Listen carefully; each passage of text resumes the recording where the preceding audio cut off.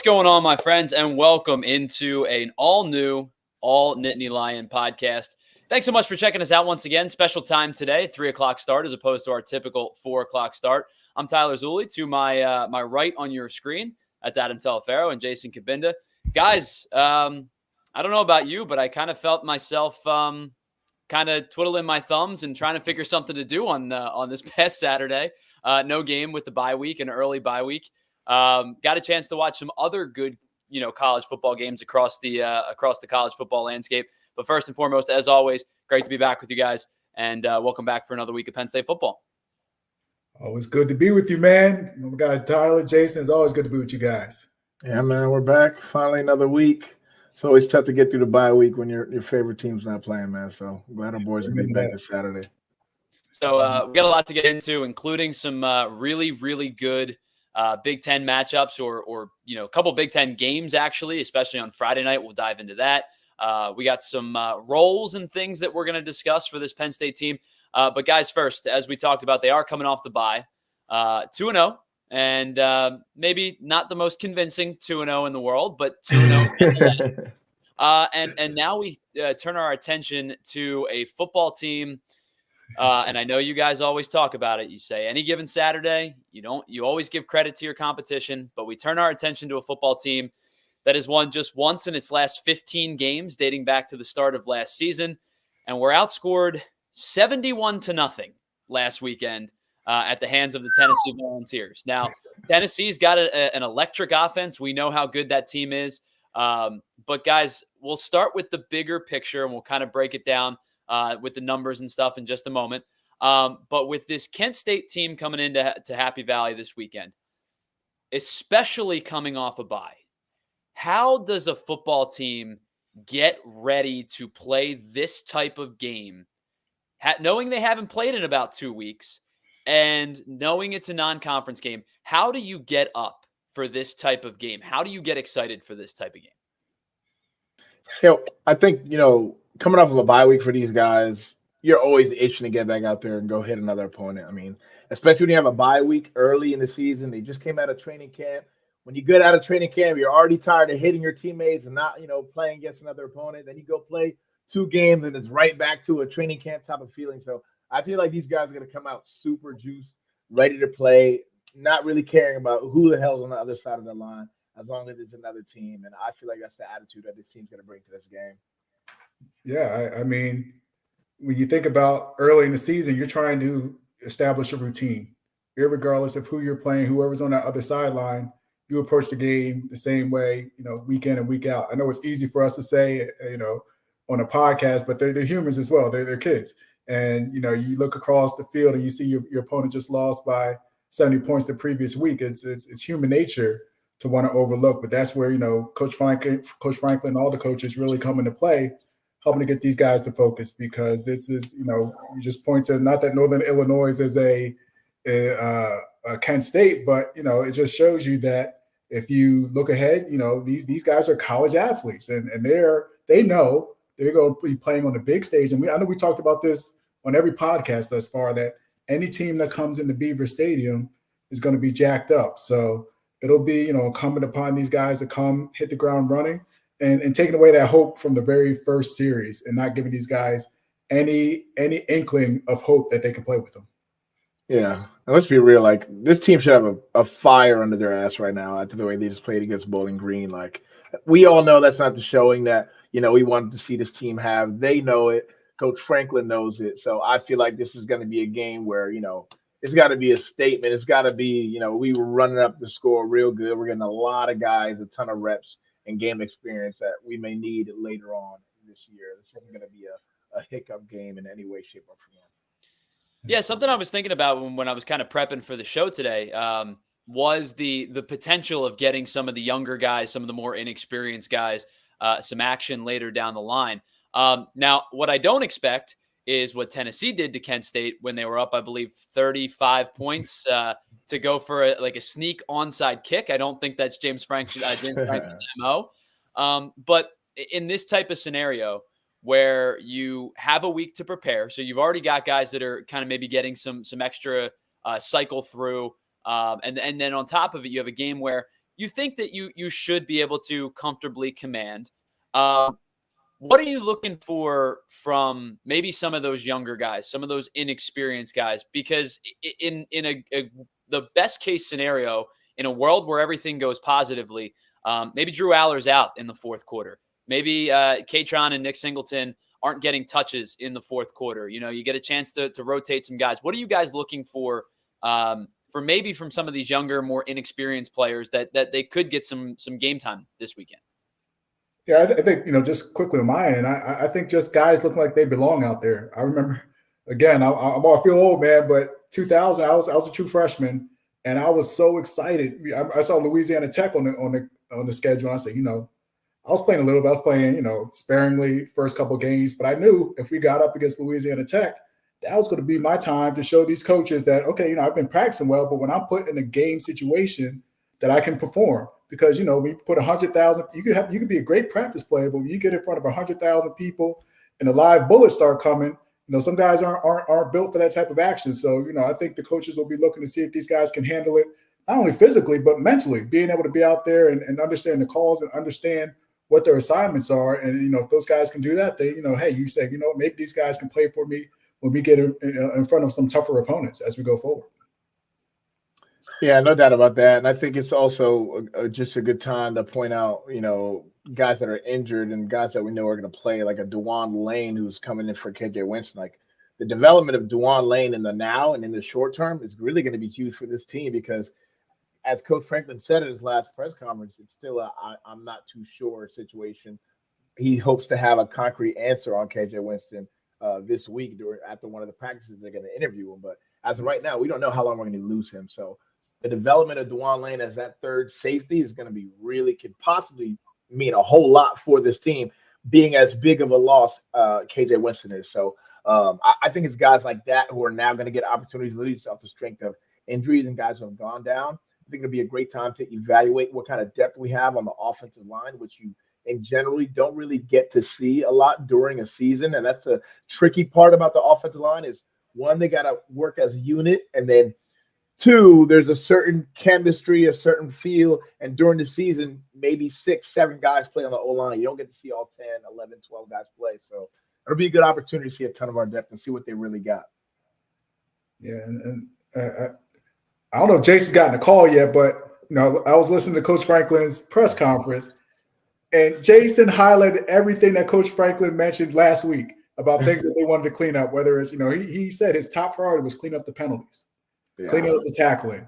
And I'm listening to it. I'm like, this Jason, man, I don't know, man. You're going to listen to this podcast soon because just like when you know ball, because it's one of those things you don't think too much about while you're watching the games. Like, yeah, the moment might suck. You got a penalty, but it's like, man, one special thing about football is like the momentum factor of football is huge. And the ability to capitalize on momentum type of moments during a game can be huge. You can have a huge completion, flip the field, and then next play DPI, and it can just be such a drive killer. That 15-yard penalty. Now you're behind the sticks, 1st and 25, 1st and 20. Like that sucks. So eliminating those things and being able to, I think Coach Franklin said in his press conference, keeping the rhythm and flow of the offense, and that goes offensively and defensively when it comes to getting off the field as well. You can have 2 huge TFL first play, sack second play, okay, third play, DPI penalty, and now we just let them off the hook. Yeah. And that can just be a gut punch. So getting rid of those gut punches and letting everything play out straight and clean the way it's supposed to play out can be really crucial to winning a football game. So James Franklin, talking about Adam with his presser the other day, he was asked about scheduling opponents and non-conference opponents. And he brought up how sometimes you schedule these games 5 years down the line or 7 years down the line, and you never know what type of opponent it's going to be, where maybe you scheduled Bowling Green in 2018 or 2019, and the Bowling Green team you saw 2 weekends ago, you went, there's a couple of NFL players on that roster. Like they came out and competed. The inverse also, unfortunately, happens at times too, where you schedule Kent State, and they have won once in their last 15 games. They got crushed by Pitt. They lose to FCS St. Francis. They get crushed by Tennessee. And I hate to do this to them, but like just to kind of put the game into perspective just a little bit, they've thrown for 441 yards in 3 games. They've scored just 3 offensive touchdowns. No running back has more than 89 yards on the ground. As a team, they're averaging 1.7 yards per carry. They're averaging under 14 points per game. Their third down percentage is 16%. On defense, they've given up the most yards and points per game in FBS. I respect the respect from James Franklin because that's who he is as a man and as a coach. He will always give his opposition respect. But when you schedule this type of game and it gets up on your schedule like this, that's exactly where you guys were saying, you're going to see depth tested. You get an opportunity to get some of these guys into the ball game. When you have an opponent like this, and statistically speaking, and probably roster construction, you're fairly superior to them on both sides of the football.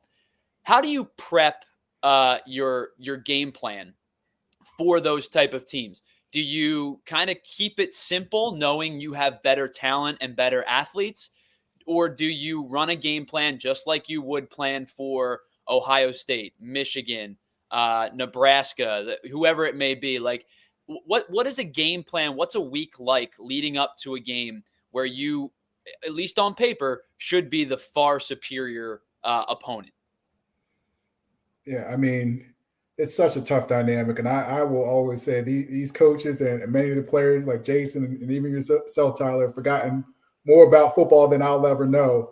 But from the standpoint, just on the outside looking in, I think you got to try to keep your game plan what it is. This is going to be a long season. You want to get your guys comfortable with the rhythm of the play calling and all those type of things. But with that being said, I think it's a great opportunity to, you don't want to show too much, but maybe try some different concepts, with different players. And so, like I said, I'll defer to Jason, but I think from my standpoint, I would like to see them come out, continue with their game plan, work on the things, clean up the stuff that they talked about in the bye week, and see how it all plays out. And hopefully by, the halftime at least, we'll see our depth, in the third and fourth quarter and let some guys get some rest.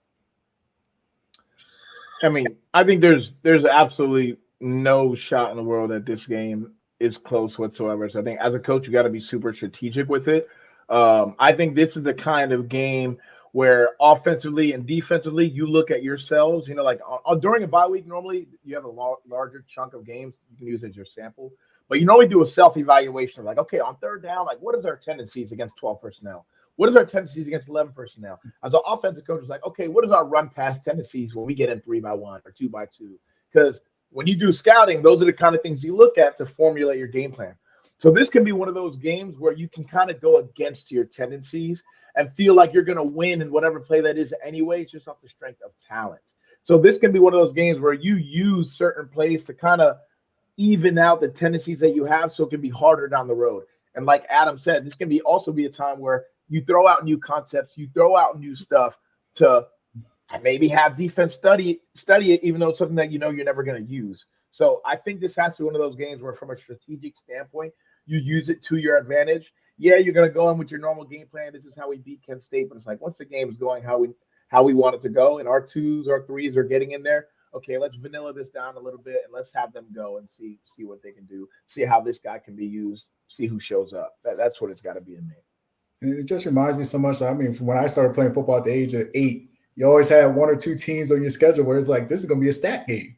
And even in high school, I'm like, I'm going to get my stats right this game, And even when you get to college as a DB, I'm like, man, maybe I can get 1 or 2 picks this game. And because at the end of the season, no one knows if you got 2 picks against Kent State. It's just, hey, he has 6 or 7 picks for the season. So I always looked at it like, man, let me get as much of my stats right in this first half because I know I'm not going to be playing in the second half. Adam, it's funny that you mentioned that because I've always been, to bring it to baseball for a second, I've always been a big believer. You go back in the scorebook at the end of the year, it's a line drive in the book, right? It doesn't matter if you hit a dribbler up the line and you beat it out, right? You go back and tell the season story. Oh man, I crushed it up the middle base. You know what I mean? And the same thing could be said. You're right. You know what I mean? Yeah, I ran for 100 yards in a game. Yeah, I ran for 2 scores. Yeah, I had 5 tackles for loss, whatever the case may be. The further you get out from history, the better the story gets, right? I'm weak. right before we wrap up this conversation and get to some other stuff, I don't know how much you buy into or how much you even care about the lines and things like that. 49 points is a lot. I'm not asking for picks. I'm not asking for anything like that. It's just when you see a line like that, what's your is there an immediate reaction that you guys have as players? Like, do you see that line and go, oh man, we have to cover, or we have to run the score up? Is there, I know sports betting is way more accepted and allowable than it's ever been before. Do players look at those things and see, man, we're favored by 50 points. We got to come out throwing punches basically? Nah, not at all. You don't pay attention to it at all. I never really saw it as a player. Never paid attention to it. As players, all you care about is winning. At the end of the day, that's all that matters. Winning, playing your role the best you can possibly play your role. Do whatever you can to make sure the team wins. All that other stuff, the fantasy football. Oh, I didn't get my 15 points. Bro, who gives a fuck about your fantasy football team? We don't care. Let's play ball. Yeah, like I said, again, just pulling my age card, man, I don't even remember back then, even, I don't know if betting was a big thing. Of course, people been betting forever, but I look at it from the other side, and I'm trying to think, I don't know if any of you guys, have you ever been on the other side of it where you're this huge underdog when no one expects, I've been underdogs, but it's always been, respectable, sure, whatever it may be. But I just can't imagine what it feels like. I mean, I'm sure it's got to be some type of inspiration. We're not gonna go out like this. We're gonna prove these guys wrong. But I'm just so interested in the mindset of a Kent State player. What's your thought process? What's your feelings coming into a game like this after just losing by 70 the week before? It's a hard. I would imagine it's kind of a gut check thing, right? It just is. You always talk about they're human beings too, right? They're people too, and as a man, as a human being, as somebody with pride, as somebody who wants to believe in themselves, I got to imagine that probably, you say, hey, let's go shock the world. Let's go do something crazy, right? Yeah, that's gotta fire you up. Anytime you're in a position where you're like, man, I got a chance to play against the best. If you're a true competitor, at heart, that's really who you are. You want that. You want to go up against the best. You want to go show people that it doesn't matter what team name they got. I can hang with them. So from a Kent State perspective, from a player perspective, I can't imagine thinking or feeling anything more than just opportunity. So I would hope and I'd imagine. I also have never really been in position to be crazy underdog like that, in college or anything. But I that's what I would imagine the mindset is like. Yeah, I mean, because I never was a big trash talker playing. I mean, I talked a little bit, but coaches always talked about don't give them bulletin board material. I was if I could beat you, I could beat you. I could care less if you got whatever on your bulletin board. It's like a little brother. I'm gonna talk all the trash I want, but at the end of the day, I'm still gonna beat you. And I never really understood that whole concept of giving folks bullets because like you said, Jason, I want to beat you at your best. I want you to have all your best players. I want you to be playing 110%, and we're still gonna run through you. And that's a concept that just never really resonated with me because I've had so many coaches don't say that. We don't give them bulletin board material. But we're getting off on a tangent, but it's definitely something that's always been in my head. It's funny because as players, I totally get where you guys are coming from in that regard, where you want to be our best versus your best. Let's show you we're better than you. And then I sit here as a fan of any team, right? Not just Penn State football, but as a fan in general. I go, well, if something crazy happens and the wild card team gets, to the next, I'd rather play the wild card team than the 13 win. You know what I mean? I just want a parade, right? So I just want a national title. I just want a Super Bowl. So from the fan perspective, I go, yeah, give me the easiest path possible. I don't care. Guys, we got a lot to get into still, so I don't want to hold us up too much longer on this. But before we do that, let me tell you about some of our friends. And that, of course, will start with our friends over at Shady Rays. Now, I've been telling you about Shady Rays for a while. I use them every single day because I need my sunglasses basically at all times, no matter if it's sunny, if it's overcast. One thing that I think that the Shady Rays helps with that people don't really maybe think about right away, the glare off of snow. We got the winter season coming up, and snow really messes with my eyes as well. So my Shady Rays are always on my hat. You always see me with my PHLY hat on. They're always on top of my hat. And there's a reason for that, because over 300,000 people have rated Shady Rays 5 stars. They've got durable frames. And the best part about it is the crystal clear optics. They make for an amazing choice when you're outside, whether you're at a game, you're tailgating, or you may just be outside doing some fall yard work or whatever the case may be. Shady Rays is there for you to keep your eyes protected. And they've got plenty of styles to choose from, so you are bound to find the perfect pair that matches your style. Plus, if they ever go missing or they take an unexpected hit, don't worry about it. They have the most amazing protection in all of eyewear because every pair is backed by a lost or broken replacement. And if you don't love your shades, you can exchange them for a new pair or return them worry-free within 30 days. There is no risk to you when you shop. So exclusively for our listeners, Shady Rays is giving out the best deal of the season. If you head on over to shadyrays.com and use the code PHLY, you will get 35% off polarized sunglasses. 35% is a lot, guys. That's an opportunity for you to get a pretty hefty sum off of your best and most amazing pair of sunglasses you've ever owned. And you'll be able to see for yourself why it is 5-star rated by over 300,000 people. Also, while you're outside doing the home repairs, you realize maybe I'm not as good at home repairs as I thought I was. That's where our friends over at Ace Hardware Home Services come into play. If you've got a leaky pipe, Ace Hardware Home Services are around the block to get everything that you need fixed quick, including the right person to do the job. Air conditioning issues, faucets that won't leak, you're having trouble with your gutters or your HVAC, Ace Hardware has you covered because they're not just the helpful hardware folks, they're also the helpful home service and repair folks as well. So whether it's plumbing, heating, cooling, whatever the case may be, you've got the trusted pro right here for you to keep your home humming all year long. Ace Hardware Home Services, you can find them at www.acehardwarehomeservices.com, and you'll be able to get started on your next project today. Guys, a lot of really good football coming up in the Big Ten this weekend, whether 2 Big Ten teams or Big Ten and a ranked opponent. Jason, I know there's a couple games you wanted to preview. I think maybe we start with Friday night, a matchup of 2 top 25 ranked teams. Number 24, Illinois, goes to number 22, Nebraska. In what 3 weeks ago I would not have said is a marquee matchup, but turns out it's a battle on 2 unbeaten teams. This actually is a super intriguing early Big Ten matchup for these 2 teams. Yeah, it actually really, really is. Honestly, it's one of those games that could be a deciding factor down the road. I'm not a super believer in this Illinois team, but I am a believer in this Nebraska team, and I do think they're a dangerous team. And part of that is because they have a fairly easy schedule this year. They should really only have 1 loss at the end of the year. We already know the Big Ten is stacked. Penn State in there, Michigan, Ohio State, we're going to have our usual people in there. There's a possibility we have 4 or maybe 5 Big Ten teams that end up in this college football playoffs, maybe 4.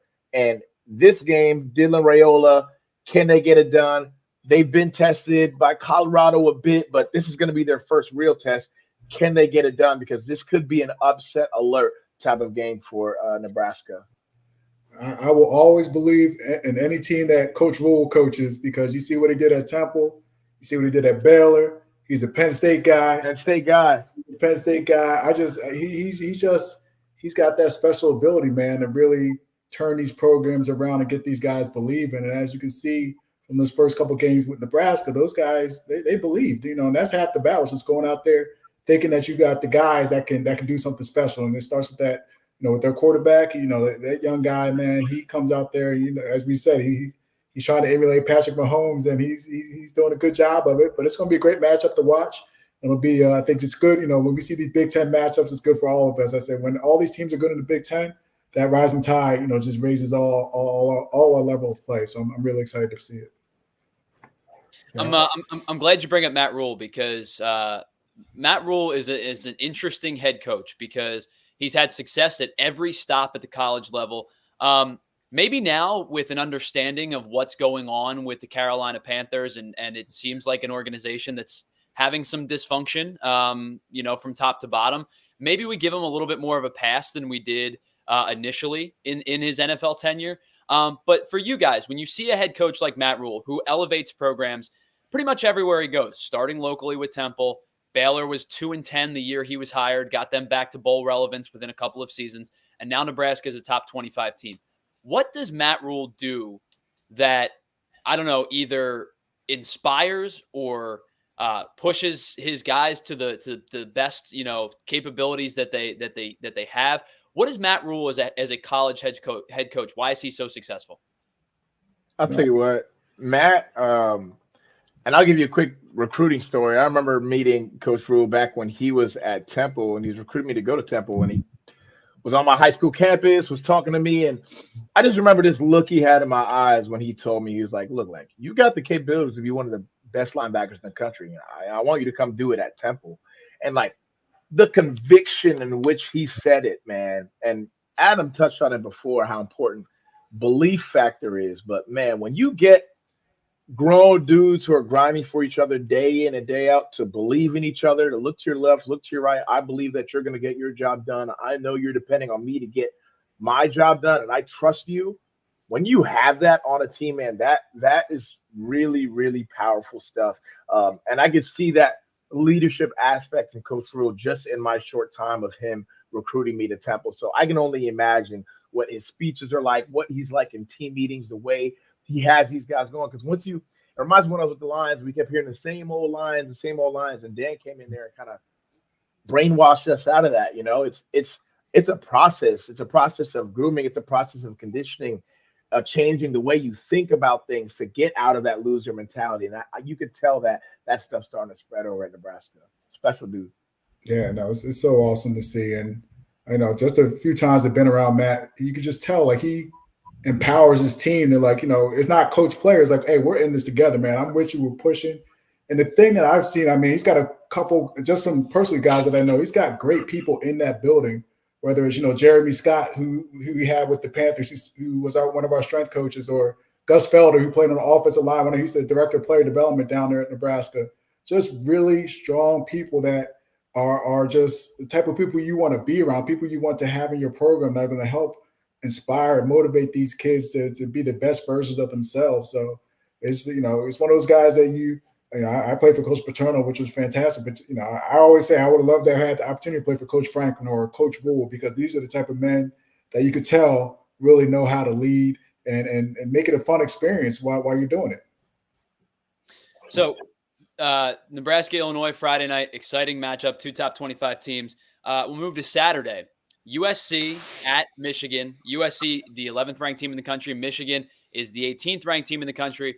Michigan got its first real test of the season 2 weeks ago, and Texas went up to Ann Arbor. And guys, I don't know. Went to work. I don't know what went to work. Is Texas that good? Is Michigan maybe a step backwards after a national title last year? Is it a combination of the two? Because I watched Texas the last couple of weeks, and I go, that's a national title contending team. Like, they are legit. Yeah, I mean, you can't win in the Big Ten without a quarterback. I mean, Michigan's got a quarterback problem right now. I think the boy got benched in the second quarter through 3 picks, I believe, before he got benched. So, like, that's just tough. It's tough to win when you don't know who your quarterback is, when you don't have the trust in your quarterback that's going to lead the team. Period. End of story on any freaking level of football, especially in the Big Ten. But I want Michigan to win this game.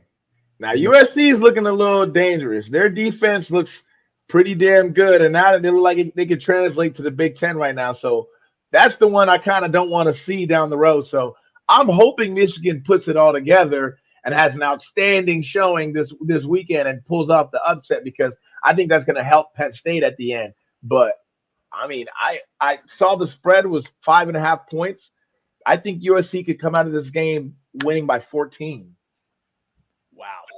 I agree. I think Michigan is in trouble this season. Like you said, that just from the quarterback position alone, they're starting with Orji, I think, is starting this game, and they're starting quarterback through 6 picks already, 3 picks in both games. So I just maybe it's just my distaste for Michigan that's leading me in this direction. I don't see them having the same horse. They lost a ton. Well, not a ton, but they lost. Oh, they did. They lost a lot. They lost McCarthy, and just some really glue type players to the NFL last year. And it's just you lose your head coach. It's hard to bounce back from that. So like Jason, I would love to see Michigan pull it out, but I just don't see it. I don't see it. So Jason, I'm glad you said what you said about USC, because in my notes I wrote, is USC's defense much more legit than we thought it was? Because that was the question mark heading into USC. We knew they were going to score points.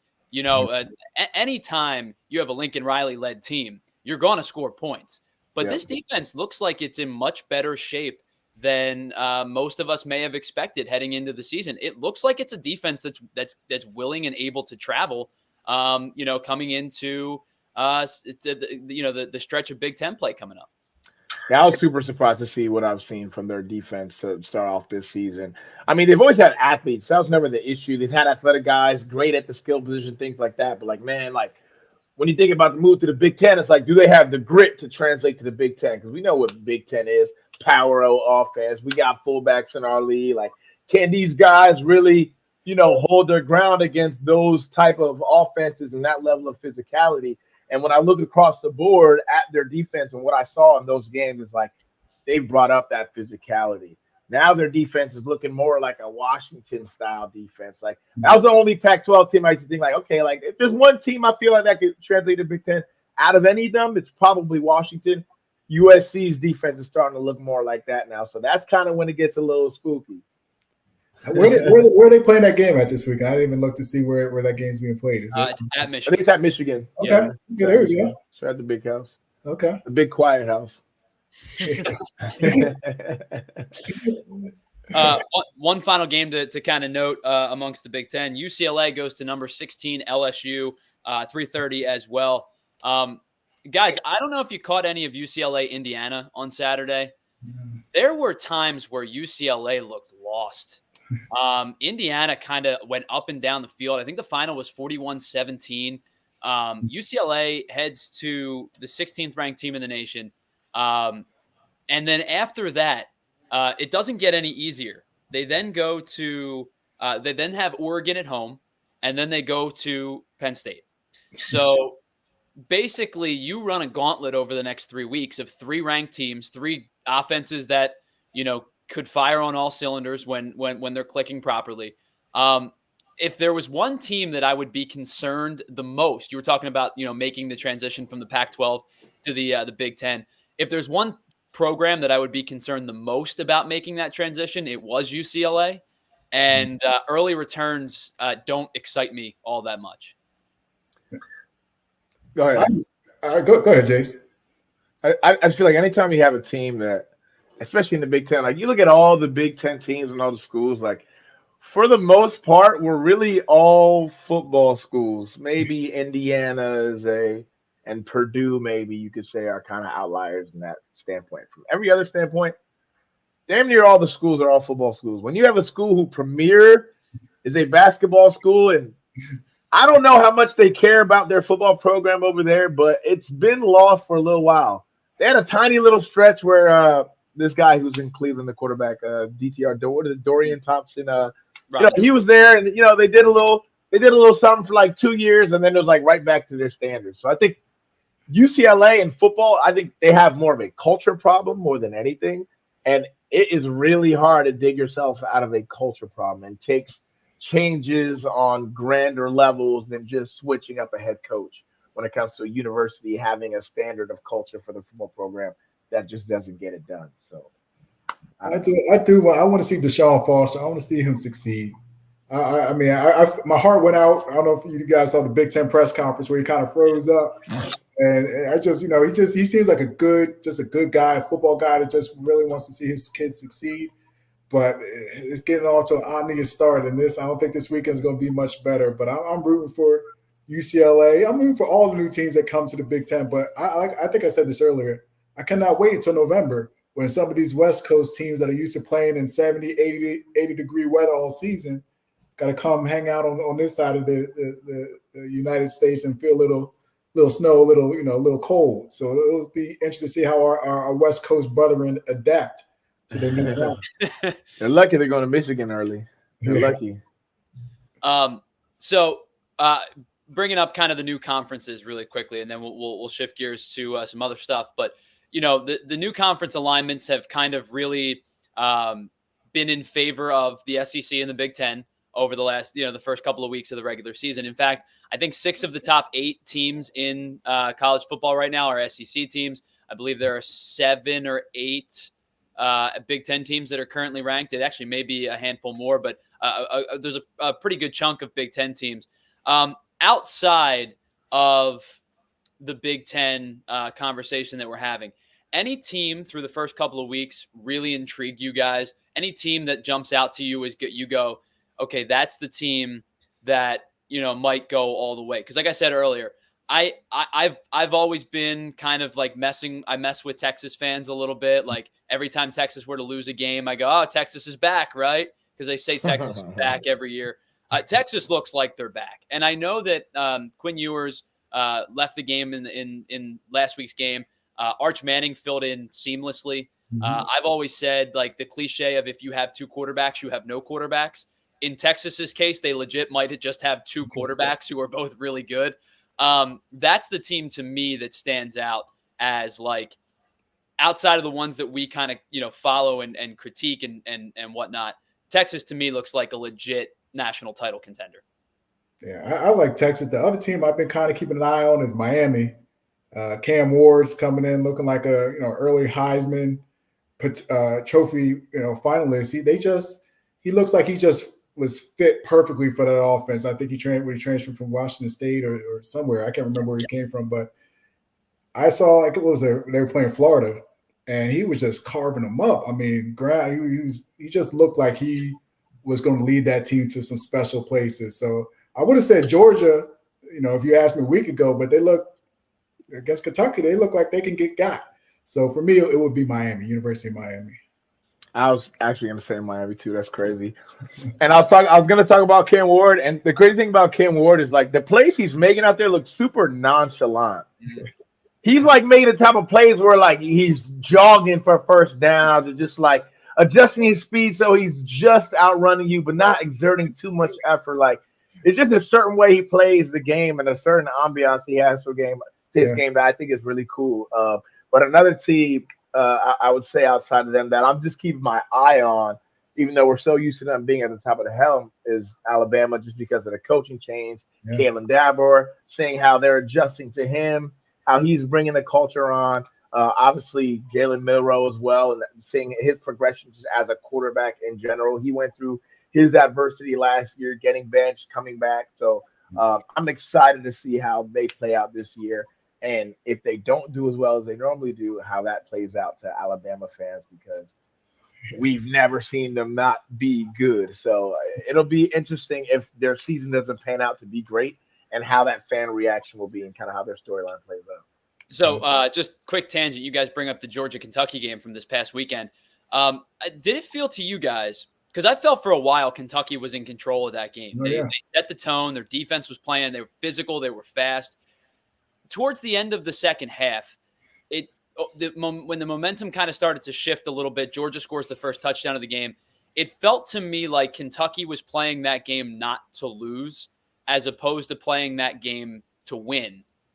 And I don't know about you guys, but like I always feel like if you're the underdog, especially at home, pull out the stops, right? Because if you're expected to lose this game, you're keeping it close. Your defense kept you in the game. Your run game was good. You controlled time of possession.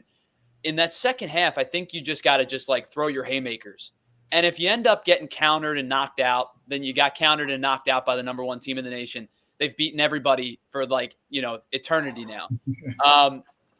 To me, it felt like a game where Kentucky took their foot off the gas a little bit in a cautious tail. And I think that ended up costing them. Yeah, I came late. I came in late on the game. I was, looking at my phone. I'm like, oh man, Georgia is down right now. And I came in. I felt the same way. I was looking forward to seeing some type of trick plays. Just something unconventional. It just looked like they continued to run their, not that it was a stale offense, but just running their traditional offense. And when you're playing against Georgia, that's not going to get it done. They got great athletes. It's just a matter of time before they wear you down. So you got to have some type of explosive plays to really, break the game open. And we just never saw it out of them. But gave a valiant effort. They gave it the college try. Yeah, and you hate to see teams like that lose those kind of games when they're up, just because of the fact that, like, man, those type of games are the ones that can just ignite your team to go on a run, because that's when belief factor can just shoot through the roof. I know that's how it was my junior year. We beat Ohio State at home, 2016. They're number 2. We're unranked. At the time during that season, like when we won that game, like the confidence level for the team, the belief factor shot through the roof. When you saw us win, what was it, 9 straight after that win to, go to the Big Ten championship and win. So it's like, man, you'd love to see them pull out all the stops. You've got nothing to lose. It's a game you traditionally do lose. It sucks. It sucks. Guys, on the other side, I've got one player on this Penn State offense in particular that we have some time with the bye week this past week that I was going to highlight and get your guys' thoughts on it. But first, let me tell you about one of our newer friends, I should say. They're back, and that's Empire Today. With Empire Today, you're getting all your home convenience and the right products that you need with quick, professional installation and a price match guarantee. That is what they are promising to you, because it is the best place to get your new flooring. And if you're looking to renovate your house, if you're looking to upgrade, maybe you have a little bit of a stale look in your home and you're looking for something sleek, something fresh, whether you're looking for hardwood or you want to put carpeting down, whatever the case may be, Empire Today is the place to go. And of course, because they have such a great service, there's going to be copycats. But what those copycats don't provide that Empire does is quality, service, speed, and the product that you're going to get is not only going to look great in your home, it's going to look, it's also going to last you.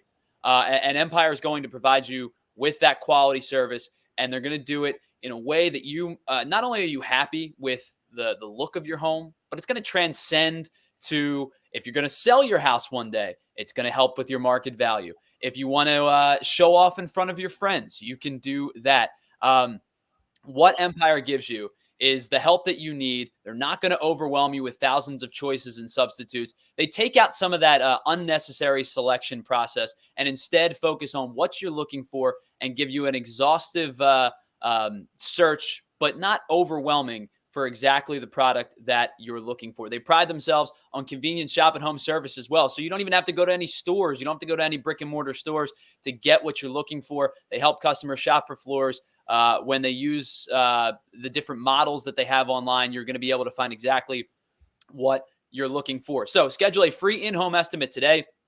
All listeners can receive $350 off of a discount when they use the promo code PHLY. Restrictions do apply. Go to empiretoday.com/PHLY for details. And if you're over at PHLY's website, our internal website, for a matter of fact, you are going to be able to see what it's like to be a diehard. And signing up for a diehard membership has never been a better time. Right now, you can get in on all of the great articles that we have from our great writers, including Charlie O'Connor and Kyle Newbeck, Zach Berman, and some of our newest writers and contributors, including Fran Duffy, whose NFL film breakdowns are some of the best in the city. So if you're heading on over to allphly.com and you become a diehard today, you're going to get the opportunity to get a free shirt with your membership. You're going to get discounts to events. We had a couple events this past week. Last night, in fact, we had a Monday Night Football watch party. Game didn't go as planned for Philadelphia Eagles fans, but it was a great time nonetheless to hang out with you. And you get an opportunity to get discounts on all of those paid events. You're going to get an opportunity to be in our Discord, our PHLY Diehard Lounge, where we talk about everything from sports to music to movies. We just wrapped up our PHLY Fantasy Baseball League. I didn't even make the playoffs, so I wasn't part of it. But we did have 2 winners. In fact, we had 20 people that wanted to play. We had 2 leagues, so we had 2 winners in our PHLY Phillies fantasy baseball league. So never been a better time to get in on all of the diehard action. You can do that over at allphly.com. Guys, I've been thinking about this player a lot recently, and it's probably a product of a couple of different things. It was a positional group of need. It was a positional group that I thought that this guy could jump in and excel right away. And the early returns have not quite been exactly what I was looking for. In case anybody hasn't kind of figured out who I'm talking about, it's Julian Fleming with the wide receiver group. Enters the transfer portal after 4 years at Ohio State, 79 catches, 7 touchdowns at Ohio State, signs on with Penn State. And so far through the first 2 games of the regular season, he has 1 catch for 3 yards. So guys, I wanted to talk to you real quickly about Julian Fleming's role and what you guys expect from him moving forward and how he can enhance that role a little bit, because you guys have talked about it over the last 2 weeks. Week 1, it was the Trey Wallace show. He was all over the field. He was tremendous. Week 2, Tyler Warren commanded a bulk of the targets. And then when you add Amari Evans into the mix as a kind of solidified number 2 receiver, on top of having the 2 running backs who command a ton of touches between Nick Singleton and Katron Allen, where does that leave Julian Fleming in the mix? Seems to be wide receiver 3 right now, but I'm curious your guys' thoughts where that kind of leaves him in and what his role is with this Penn State offense. Yeah, I mean, he was was he the number 1 rated recruit coming out of high school? Like he's a talented dude. Like you there's talent within there. I know, things didn't quite work out at Ohio State, but Ohio State, you look at their wide receiver room, they got dudes going in the first round every year. He comes here, I think, he spent the spring here, he spent the summer, and I think Coach Andy, an offensive coordinator, I think he's really trying to figure out how to get him involved. And I think Coach Franklin touched upon it a little bit in his press conference where he talked about the distribution of the ball. He said, that, like you just mentioned, that first game, it was Trey Wallace, Tyler Warren. He's saying we've got to possess the ball longer in order to get guys more opportunities to possess the ball. And I like you are, I'm still kind of puzzled that he hasn't really gotten involved in the offense like we all thought he would be. But I still, I'm sure the team and the coaches still have faith in him, and it's still early in the season. And he's a seasoned vet. And I think he's the type of guy that when the Big Ten schedule comes around, I think that's when we're going to see his true colors. So I got a lot of faith in him. I think he's, and the coach really gave him a lot of compliments about what he did from a route running perspective, allowing other guys to get open from the way he ran his routes and blocking and things like that. So, I know we're all, just like me, I'm impatient. I thought he was just going to burst on the scene, but I got a lot of faith that he's going to, figure it out, and they're going to find ways to get him the ball when we need the most throughout the rest of the season. Hey, I had a chance to be there during training camp. I watched a lot of their practices. I wasn't super impressed with Julian Fleming when I saw him in person. He had some separation issues and things of that nature. But I will say, like, when I watch the game tape and I pay attention to him, like, he blocks really hard. There are a few runs that Nick Singleton has broke that last second efforts by Julian Fleming or last second strains were the reason why it was a touchdown run instead of a 20-yard gain, So things of that nature. You talked about, getting guys open. I remember there was a 3rd down check that they had, or a 4th down check, actually, that they had to Tyler Warren. They got into a check. He became kind of the rub guy, and Tyler Warren picked on the outside. 3 went to the outside, got to Tyler at the 1st down. Like, things of that nature are huge. He seems like a vet. He knows what he's doing. He knows the playbook well. He doesn't really have mentals out there, runs the wrong routes, things of that nature. Even on plays where he's not designed to get the ball, he still runs the routes hard. So those kind of things are irreplaceable no matter what. I hope the targets come because he hasn't had a ton. I hope the targets come. We get an opportunity to kind of see his game as a receiver. We all already know he's a possession guy. He's not a guy who's going to create a ton of separation, but he should be good for some 50-50 balls, some possession routes, things of that nature. So I hope that his role kind of grows from a receiving standpoint on our offense. Yeah. 35 snaps in week 1 against West Virginia. I couldn't quite find the snap count for him in the second game against Bowling Green. But it seems to me that they're going to give him opportunities.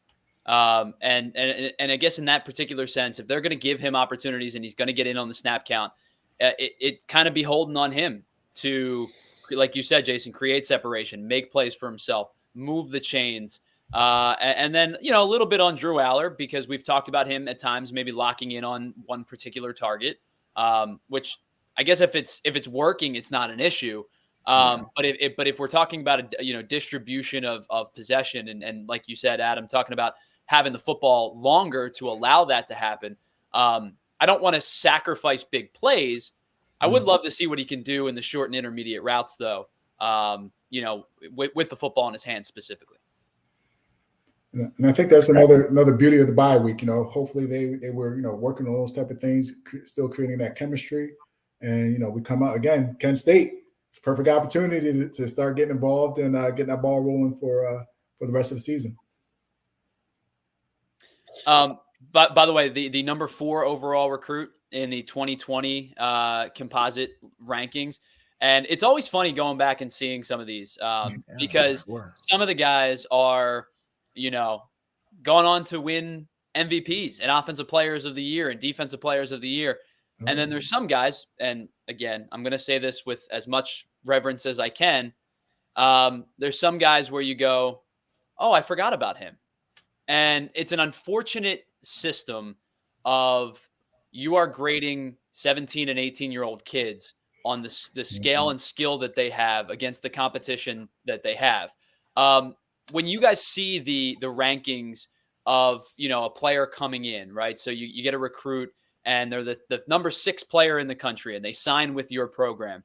How do you, does the approach, is it any different with that type of player? Like is coaching kind of done with like kid gloves as opposed to maybe a little bit more, hands-on type of coaching? What's that approach like for a player of a high caliber? You got to show me 5 stars. You got to show me straight up. Look, man, Adam Bredeman told a story on one of his podcasts the other day about how he was a 5-star recruit coming in and B.O.B. made it real clear from the second he stepped in the building that nobody gave a nothing about him being a 5-star. Like that's the mindset, bro. Because at the end of the day, everybody's hungry. Everybody's trying to get to the next level. Everybody's trying to take the next guy's spot. That's what it is. Training camp is make job, take job. You a 5-star recruit, come in here and take a job. But at the end of the day, you're going to have to come in here. You're going to have to take it. Ain't nothing going to be given to you whatsoever. You're going to have to show it day in and day out. And I don't mean flashes. I don't mean every now and then you make a flash play that makes everybody say, ooh, the potential's there. Nah, you need to see a level of consistency, especially as a young guy, if you want everybody in the building to trust you. So the rankings and all that's all nice and all, but you got to come in. You got to show me. Jason, you hit the nail on the head. I remember straight up when I came in, we had 35 dudes in our recruiting class, and we had 3 or 4 or 5 stars, a bunch of 4 stars. And the first day of practice, when we put those pads on, it's you could tell, this guy's 5 stars. He must have been playing against, and we always say, we played in Jersey. You may have been playing in, North Carolina and been the guy out there and killing everybody, but you wasn't playing the competition that we were playing. So you were eating, but you weren't playing against nobody. You got these high rankings. So I laugh because I remember it was yesterday, from the first practice. I know Jason's probably the same thing. The first practice, you could tell who's a dog, who's really about it. And it was so funny because I look at rankings all the time. I'm like, man, it don't matter till you strap up. Don't mean nothing. Guys, a lot of fun as always. A little bit different of an episode, obviously, today because we don't have a game to talk about. But next Tuesday, we'll be back at it at 4:00, and we will be talking about Penn State and Kent State. And then we start to get into the bulk of the Big Ten schedule. I'm super excited to see how this team stacks up against the USCs, against the Michigans, against the Ohio State. And I know they don't play Michigan this year, but you get my point. The teams that they are going to be competing with for the playoff, for division, title supremacy. I'm super excited to get this Big Ten schedule going. Can't wait. Yes, sir. All right, so we will be back next week, 4:00. Thank you to everybody who checked us out here on All PHLY and the All Nittany Lion podcast. For the guys to my right, Adam Taliaferro and Jason Cabinda, we thank you so much for hanging out with us. We will talk to you next week on 4:00. We'll be back at our normal time, 4:00 next week. right here on PHLY and the All Nittany Lion podcast. Talk to you guys next week.